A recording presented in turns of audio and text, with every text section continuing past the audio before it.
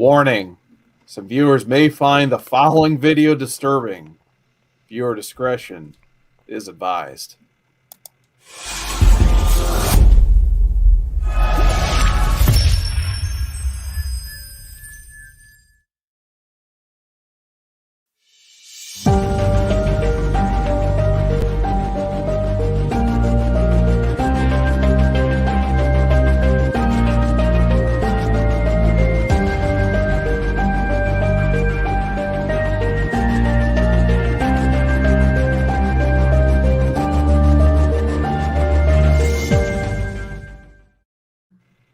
Hey, what's going on, guys? Welcome back to Modern Men, episode number 69, the day after Valentine's Day. And I figured, why not go ahead and make it a very special episode? We're reading Sex Criminals by Matt Fraction and Chip Zdarsky, or as I guess they call it on the hardcover version, Down Boy, What is a Good Time to Euthanize Your Pet? I don't know, by Dr. Matt Fraction and Chad Zdarsky. So, yeah, a lot of interesting things to talk about tonight. But Chad wrote those authors' names on that book. Yep, good old Comic Core Chad right here, Chad Zdarsky. But before we get into the read, let's introduce our panel. Of course, I'm Carson. Next to me is the awesome beard of ComicManAndy. Andy, how's the beard doing tonight? It's getting a little worried. It sees Drew catching up some big gains. Speaking of that, Drew, how you doing down there? Look, we're coming in full force. I know that warning said that some people might find this book and this content disturbing, but some people might find it alluring, Carson. Alluring. Well, we're all adults here, and I hope everyone had a great Valentine's Day. And yeah, but speaking of people like great Valentine's Day, let's get into this chat. We got Nightwing69 says, use my number, don't wear it out. You got it, buddy. Nice. And we got Ricky Markstadt. What is going on? Ricky Markstadt, of course, founder of the Comic Core Discord server. The link is down below if you'd like to join in the fun of Discord. And, of course, we got Bad News Chris Barrett saying sometimes it's better just to let him finish. Okay, we're going to move right past that.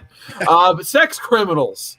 I guess the reason I picked this book is I actually did have this hardcover. I bought it a while back, and I've been meaning to read it for a while, but I don't know why. I just kept putting it off and putting it off. And finally, I saw the stars align for this episode. I'm like, episode 69, we got to read something goofy and pun-worthy for that. And I'm like, oh, crap, it falls the day after Valentine's Day. So there's going to be a lot of loving involved there. So what better time to finally read this book? Oh, my God. This was everything I thought it was going to be. I don't know what that exactly says about Sex Criminals because it was short and sweet, like I'm sure most people's sex lives around here at the Comic Core. But let's get into some first impressions. Andy, what did you think of Sex Criminals? Well, let me tell you what. That photo of Chip Zdarsky wielding the double-ended purple dongs that the Wednesday show uses is now in full context. I completely understand why that exists now. It was a really fun ride. I didn't know what to expect going into this. I heard some things. I didn't really quite retain that information. I really enjoyed the art and the pinup-ness-esque, if you will, of some of the characterizations. And the one-liners. There were some pretty decent one-liners. I wish I could remember them. And it's kind of punny. Some pretty punny parts in there that are really good. Absolutely. What about you, Drew? What did you think of Sex Criminals? Well, unlike my sex life, this book exists. Okay, and that's probably the biggest compliment I can give it. It's a book. It's fun. It's very much a bunch of fluff. It's not a lot to this. It's a quick, easy read. It doesn't invest a whole lot of your thinking and your feeling in it. I think that it's a funny book. Yeah, it's a book. Yeah, it's enjoyable. I thought if you're looking for like first impressions, I compare it to some of the other things that we read. I'd say I Hate Fairyland kind of on the same level of necessary involvement of your thought process going into it. I'd say very similar, I think, in tone to something like Oh, geez, we were just talking about it beforehand. What the heck book was that? Shirtless Bear Fighter. Yeah, sure. So you're going to get a lot of tongue-in-cheek jokes in this. There's a joke per panel in this book. It's really chock full of humor, but none of it is super duper memorable.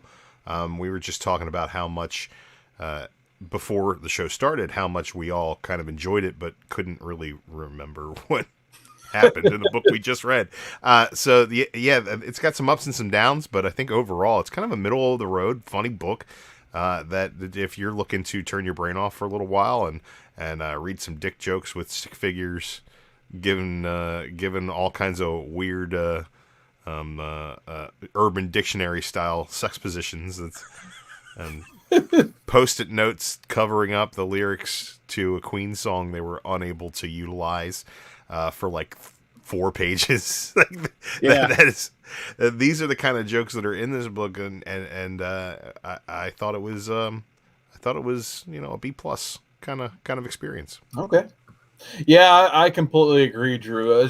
I'm sitting here trying to think, like, where am I going to take this review tonight? Because I'm going to literally have to go page by page to jog my memory. And I did read this today, and there's just a lot of dick jokes basically, which is it is what it is. You laugh, but then do you remember it? Kind of, sort of. But you said joke per page. They don't even wait for the first page in these trade and hardcover volumes to get to some of the jokes. Some of it is just like the forwards, where you usually have the writer and the artist. They'll say a thanks or something or who they want to dedicate the book. So let me go into the hardcover version. Andy, if you want to read the trade version after this, if you have that pulled up, I'll go ahead and start with the hardcover. So Matt goes, it's you, it's all for you. Everything I do, tell you all the time, heaven is a place on earth with you, Chip. And that is actually Matt after Lana Del Rey somehow. And then Chip says, for my ex-wife, Roberta, you made me a better man, divorced, Chip. So, Andy, that was the hardcover version. It turns out there's a whole separate set of jokes in the trade version. Would you like to read those? Yeah, in the trade version on Comixology, I didn't realize these were going to be completely different, but it starts off, to anyone, anywhere, at literally any time in human history, who have ever rubbed one out, you are the real heroes, Matt Fraction. And then right underneath that, to my darling Jessica, wherever you may be.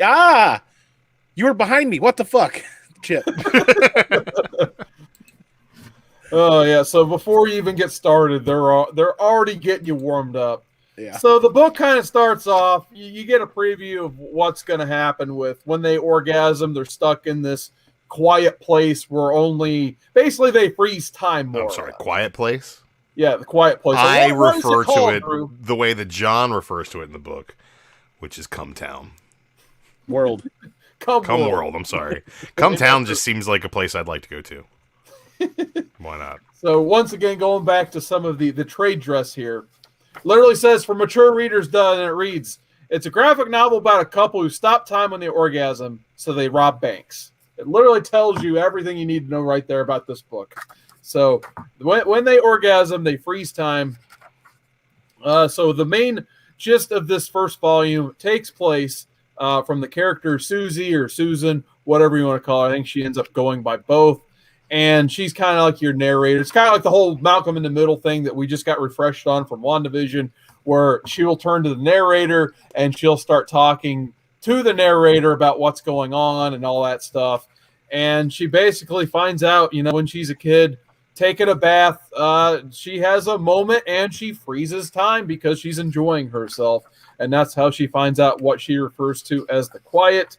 You also kind of get to know her best friend, who kind of in junior high and high school was kind of like the big bully going around, but eventually they formed a friendship. So you kind of get to know that character as well. And then you kind of just see the hijinks that ensue with, only her having this ability to go to what she refers to as the quiet. She has all these other sexual partners, and she doesn't have one yet that really, knows what she's going through. It's just kind of like this whole awkward experience she's trying to figure out. But the most fun and awkward it gets is when she goes to this friend and because she sees this friend as, well, a slut, basically, in her words. So she's like, I need to know more about sex, and because she thinks, as a kid, this is her normal. So she's just like, is this really supposed to be what's happening? Me going to this weird quiet place. So she goes to her friend and starts asking all these questions, and the only answers she gets are these sexual terms. So Andy, would you like to name some of your favorite terms here that this friend of hers names off? That's the thing. Like Drew said, we read the book today, and I still can't even remember a lot of these things. You'll have to refresh my memory. Sure, I'm gonna pull them up. I got them pulled up right now. Okay. Bloobing is great. Oh yeah, shrimping. The classic reverse cowgirl. You know what my favorite is? Yeah, the chocolate McKitten. Chocolate McKitten. Yeah, they're just putting their butts together and pooping at the same time. It's just, and I'm definitely not showing any of these on screen for reasons. I do like this. Like, they don't even show it. It's so gruesome, but they name it the 3-second rule taco. What the fuck would a 3-second rule taco consist of? The candle in the wind, for Lady Di. And then E.T. the sex movie, which that one just looks really weird. And then there was a lot of jokes about just butt stuff. Oh, well, that's her thing throughout the book. That's one of her punchlines, is she's constantly asks him about whether or not he's interested in butt sex. It's hilarious. It's in like every issue. Like, oh, you mean butt stuff? We're like, oh, no. Actually, my favorite of these moves it's just the stupidest one. It's called the user agreement. And it's just the guy naked, bent over in the table position, and then the girl's just sitting in a chair naked playing on a laptop. That's all it is. And somehow there's dripping involved somewhere. Don't know from who or what, but you see a drip or two drawn on the little doodle. So yeah, that's what you have in store here. Let's go to the chat here. We got Chris Barrett talking about Cumtown, annual sex. Nightwing 69 says, I would like to do the number to Starfire. Okay, we're going to play the chat. Anyway. Oh, my. I told you, should we throw up the graphic again? Viewer discretion is advised tonight. Especially in the chat. And in the chat. Settle down, fellas. Yeah, dang. Yeah, basically issue 1 is just is two middle-aged men telling you how a woman's coming to age story with her own sexuality with a little bit of sci-fi thrown in there. Yeah, absolutely. And the way it starts out was a little unexpected, is her father being killed in a bank, which leads to her running away from her mother's situation, her mother's depression, and coping with that, her coping mechanism of drinking and alcoholism.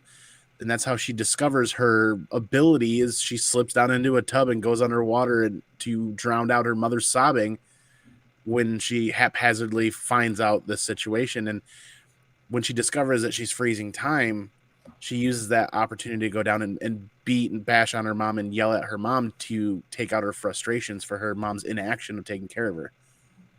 Right, yeah, because she's just kind of shut down after her mother lost, obviously, her husband. Yeah, she's not in the mood for anything pretty much throughout this entire story when you see her. But getting back to some of the funny things, I do kind of want to look for this cover, though. This is like the 4th printing cover, right, which turns out I didn't realize this was Photoshop. They actually didn't get together and make this cover. It's just they just did a Photoshop job and sent each other pictures of themselves, and this is them presenting their baby, which is Sex Criminals #1 there. So you gotta love that cover, if nothing else. Like that. When I think Sex Criminals, I think of this stupid cover that's just absolutely awesome in every way. But getting back to the story here, she finally, meets her male counterpart and all of this, basically, John. And, they hook up at this party their friend's having, and they kind of both realize it's kind of like, what's that one show called that's on Amazon Prime? Fleabag. It's kind of like in Fleabag Season 2, where the main character Fleabag is talking to the narrator, and then all of a sudden the priest she's wanting to bang also could be like, "Who are you talking to?" And she's just like, "What do you mean?" She's like, "You just turned and talked." Like all of a sudden he can break the fourth wall too. So while John can't completely break the fourth wall like Susie, where Susie's talking directly to us as the reader, he can enter what he refers to as cum world, because it turns out his origin story had to do with, him wanting to go into this porn store called Cum World, and he couldn't because he was underage. But then he realized when he, orgasmed, he could freeze time. And the first thing he's wanting to do is like, all my friends can go to Cum World. I want to go see what the big deal is. So eventually he starts using his powers to go into this porn shop. He basically borrows DVD after DVD. Yeah, borrows. Yeah, sure. Steal. I mean, he returns them at least, like a library. Yeah, used. Yeah, he uses the DVDs available at this porn store to really, get the things going. But he even admits after a while, like, that's not enough for him. It's just escalation for these people at this point. But yeah, I want to say hi, though, to K. Titus. What's going on? K. Titus is in the chat. He says, hello, everyone. Doing volunteer work to help people missing from earthquake and landslides. Broke my toes and stepped on nails. Getting stitches, tetanus shot. How is everyone? Oh, man, I'm sorry to hear it. I think we're better than you are, Ken. In Japan, man. So more power to you, Ken. I hope everything is as well as it can be. But good luck to you, man. All the best. We'll be praying for you, man. Man, So get well soon from the stepping on nails, man. Absolutely. That sucks, man. Jeez, and good luck to everybody out there with the earthquakes.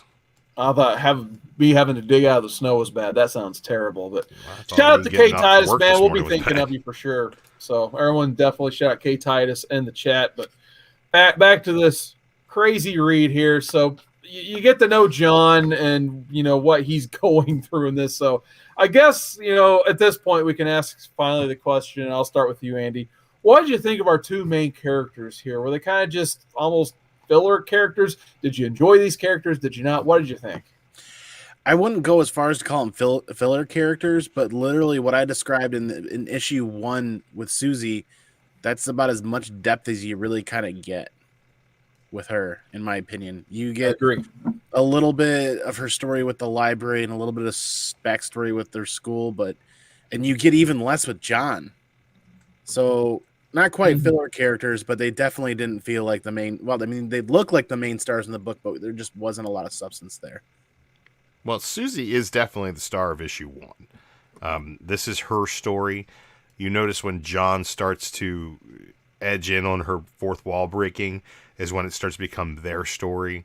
We learn his story through her learning his story, and then they're kind of off the races, and it's the two of them against the world. So the way that they're both pretty basic characters, both pretty much, an every man, every woman kind of character, middle of the road kind of characters, not too off the rails in any way, shape, or form. But I think that the story is enough off the rails that putting too much pressure on them to be like caricatures, to be archetypes is kind of that seems like probably a bit much. I think if we had, if she was a raving lunatic and they had sex and robbed banks, like that's just a hat on a hat.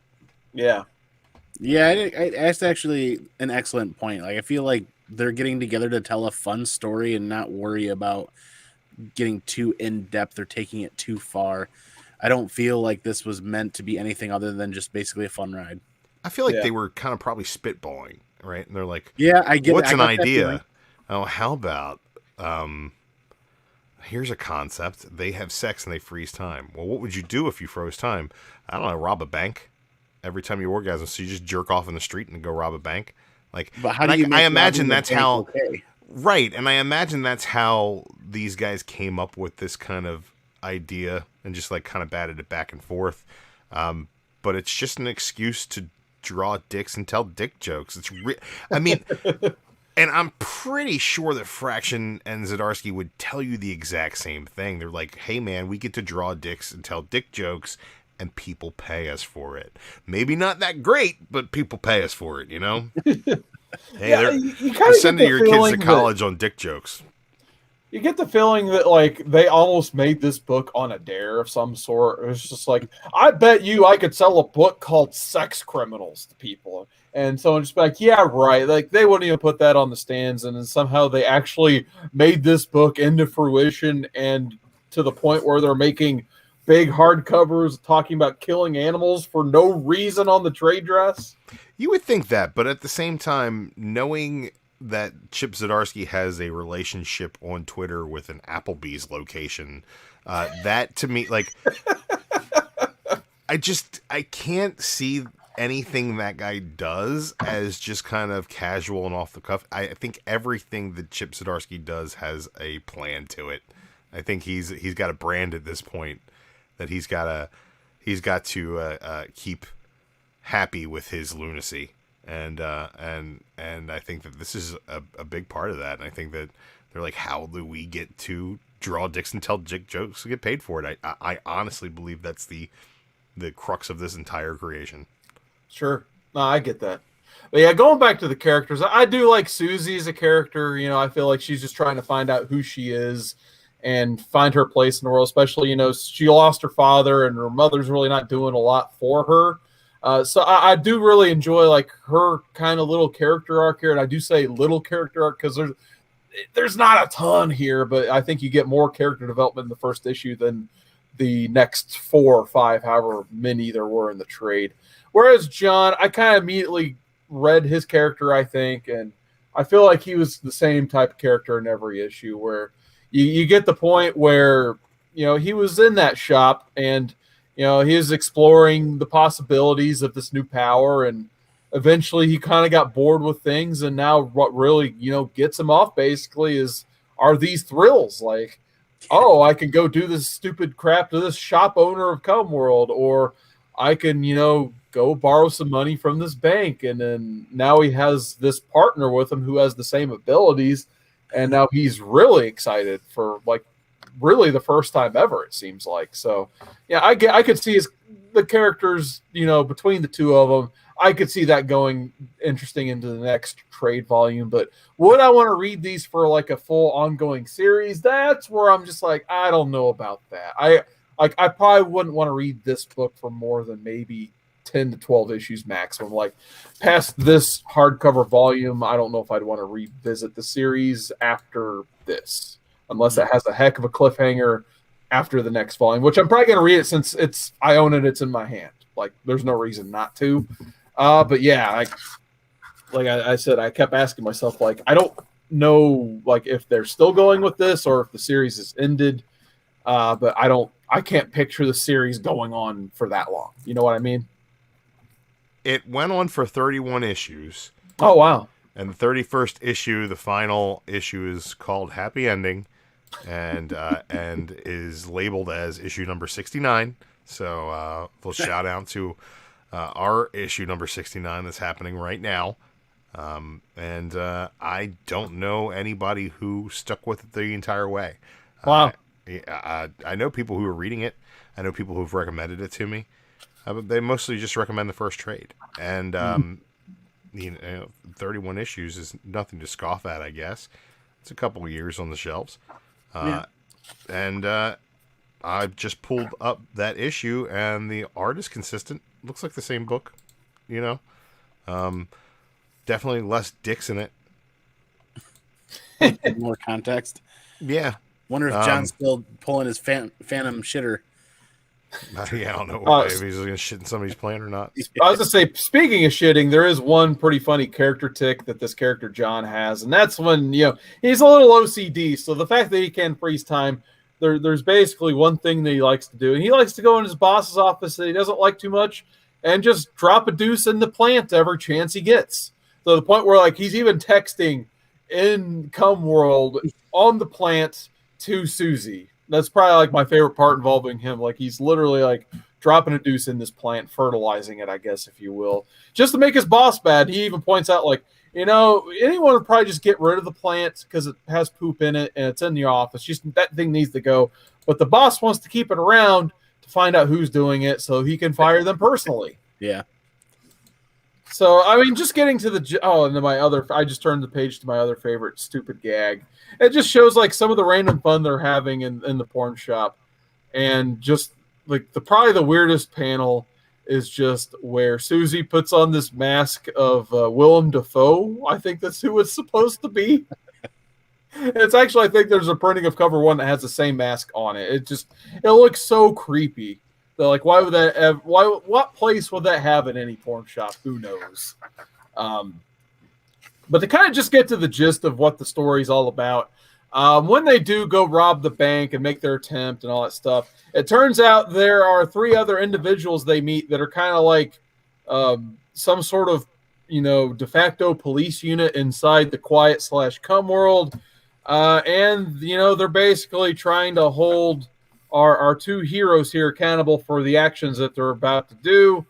And then basically, in the whole process of them, getting arrested by these de facto police, they actually find a way to take these police and get them out of the quiet and escape. So that's kind of like where this story kind of leaves off, is just like, what are the limits to this place, and how many people can access it, and who is this trio of people? Basically, they seem like they're just normal people when you explore them just a little bit. Like the one just seems like a soccer mom on the surface, and the other guy turns out to be a bus driver. You really don't find out too much about the third character, but I think it's kind of like where they want you to leave off reading this trade.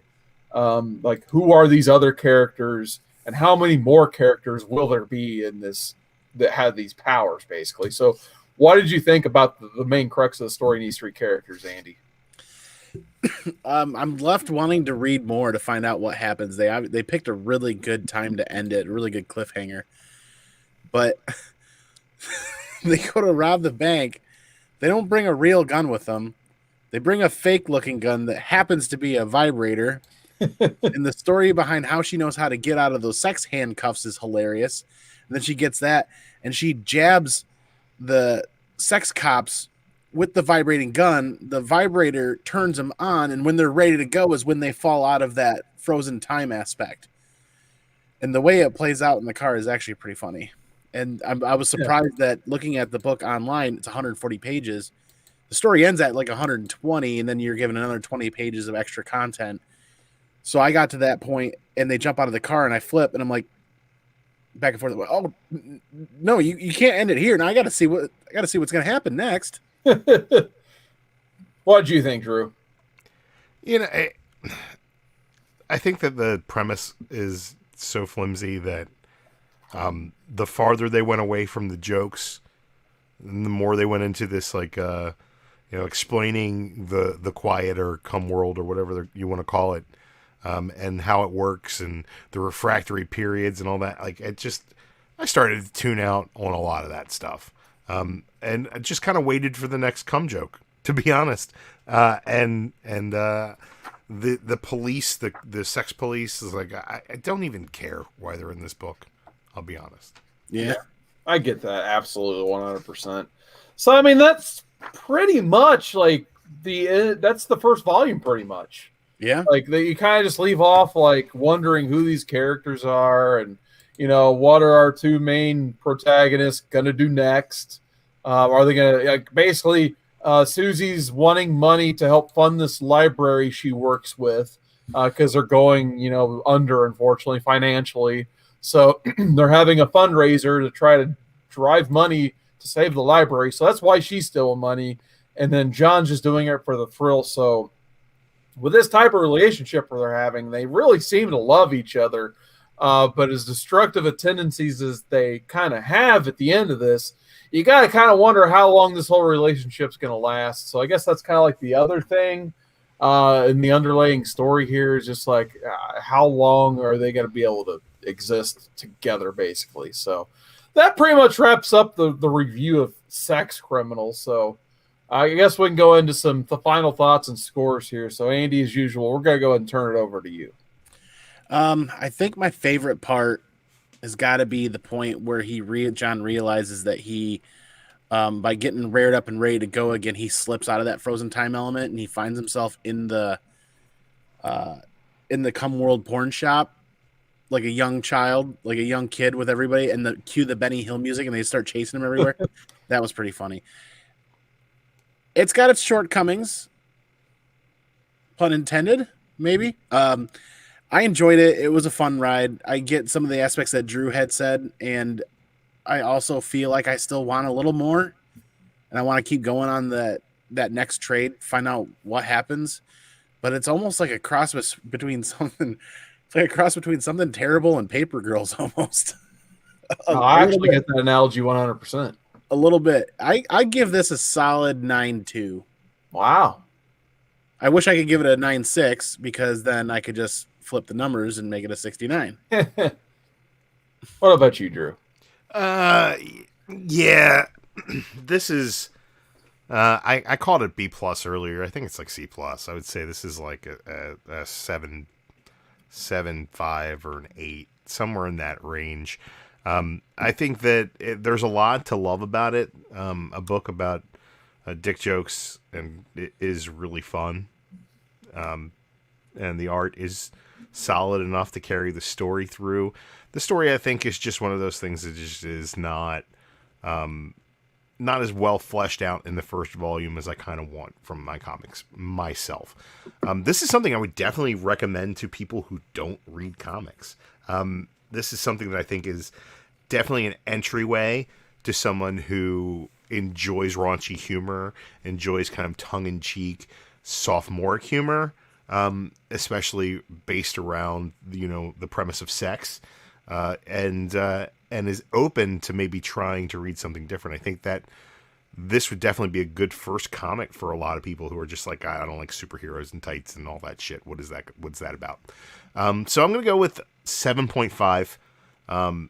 That's not to say I didn't enjoy it. I did have fun with it. And I think that probably the most fun I had with it is while we were having this conversation and I was looking up where this ended, the last letters page, I don't know if all the letters pages are named this, but the last letters page in issue number 69 is called Letter Daddies, which is hilarious.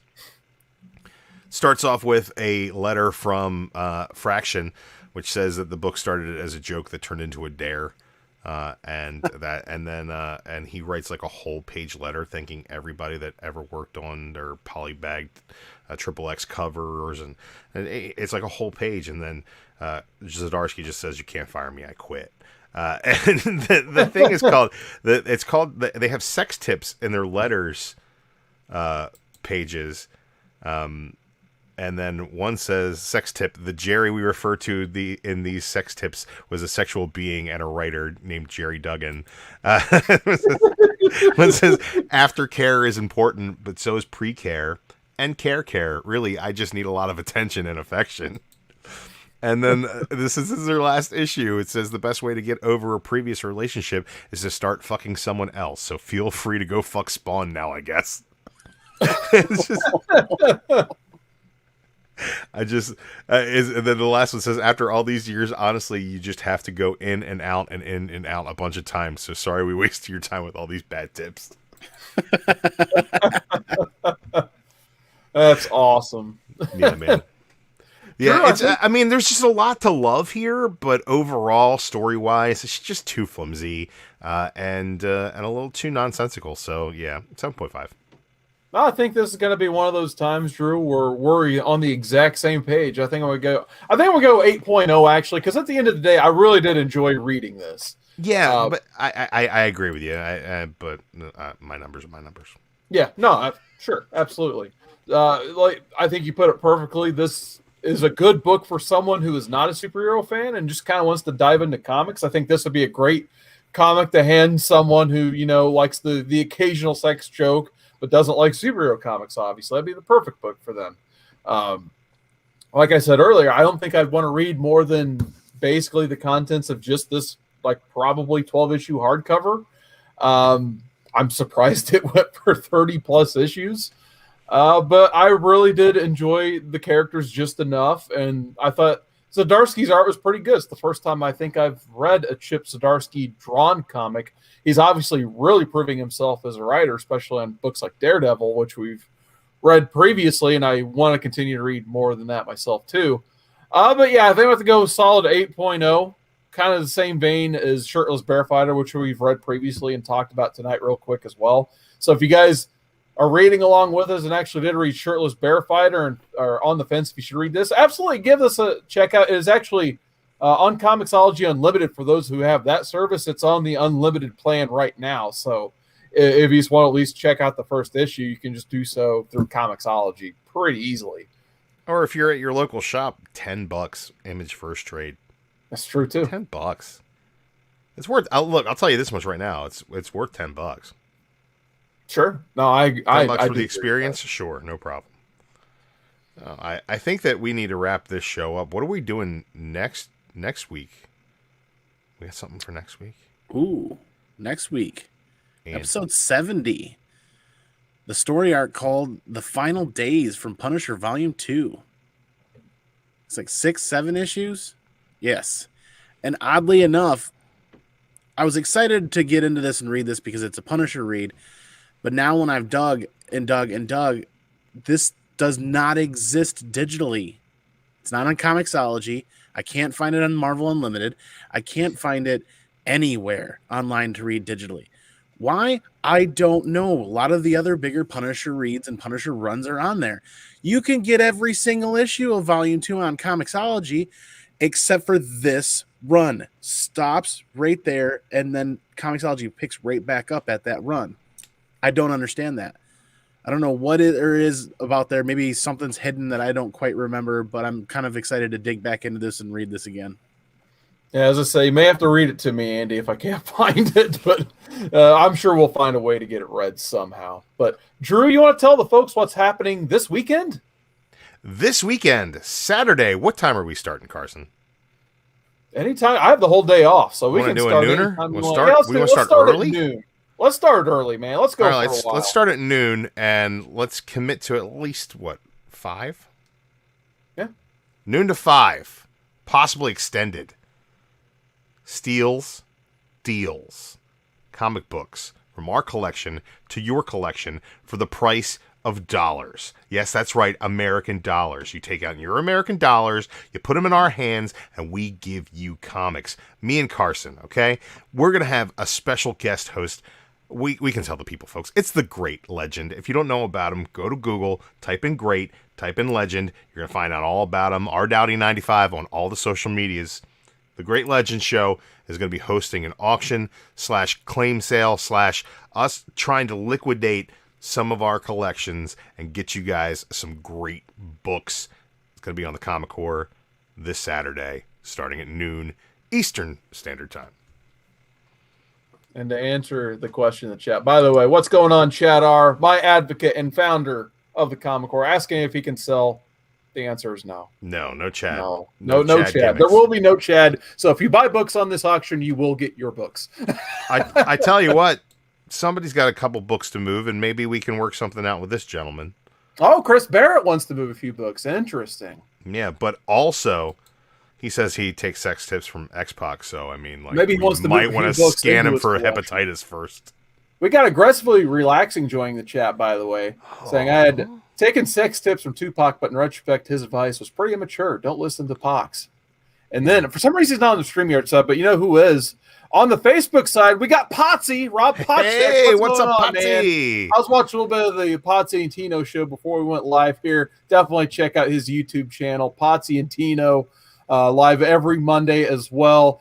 I think they're going before this show now. They used to go right after, but now they're going right before to talk about some of the hottest wrestling angles out there. And he's writing on Mainframe Comic-Con. He has a wrestling article, so definitely check the that Gorilla out. Position. MainFrameComic.com. The Gorilla Also, Position. last week just released the was it called Stranger Thingies? Was the junior high horrors book that was released last week and sold out online. So Nice. if you guys get That's a right. chance to get your hands on a first print copy of that, you're gonna have something special. And I'm sure sooner rather than later you're gonna find Potsy at a con in person to sign those copies for you as soon as everything starts going back to normal. We got Ricky Markstad. Definitely go to his YouTube channel. See what he got on Wednesday. I'm not going to spoil it here. You got to go to his channel and find that out. God. And then we got Potsy. I mean, if there's ever a show, Sex Criminals episode 69, Potsy is talking about how X-Pac and Nia Jax broke their ass. So there you go. We'll sign off on that, I think. So, It Andy, says they're sold out now. There you go. Ooh. where can people find Comic Man Andy? You guys can find me here on the Comic Horror. You can find me on my own channel. Just hit that @ symbol and search ComicManAndy, and you'll find me on IG and some other places.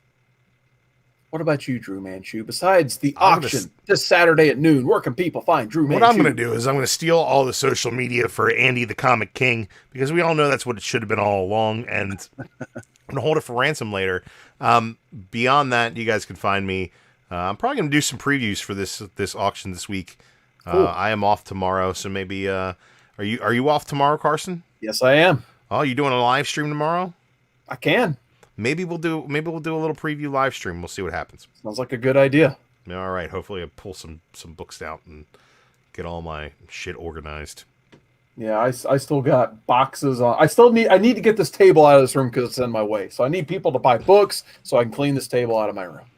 But anyway, somebody through it. You can find me cwoodard19, Twitter, Twitch, Instagram, PlayStation 4, PlayStation 5, Xbox, on all those, as well as youtube.com/cwoodard19. Sounds like I'm going live tomorrow.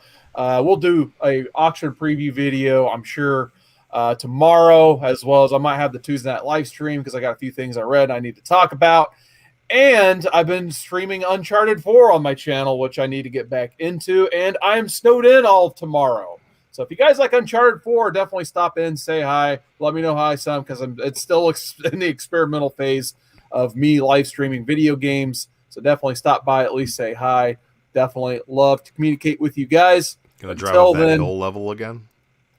I did drive the car in my last video, and I definitely watched it. It finally got put back on YouTube. Drew, you need to watch that. It's me driving the car again. So, but guys, don't worry. If you're driving the car, I'm watching it. All I know, guys, is there's a lot of things going on in the world. The Gray Man, unfortunately, is over, and you can watch it on the rewind. Shout out to the Gray Man, another YouTuber that's absolutely awesome. Check him out. He's in the chat right now. But guys, a lot of stuff going on in the world. Snow, earthquakes, all that stuff. Whatever you do, stay safe. We'll see you next time.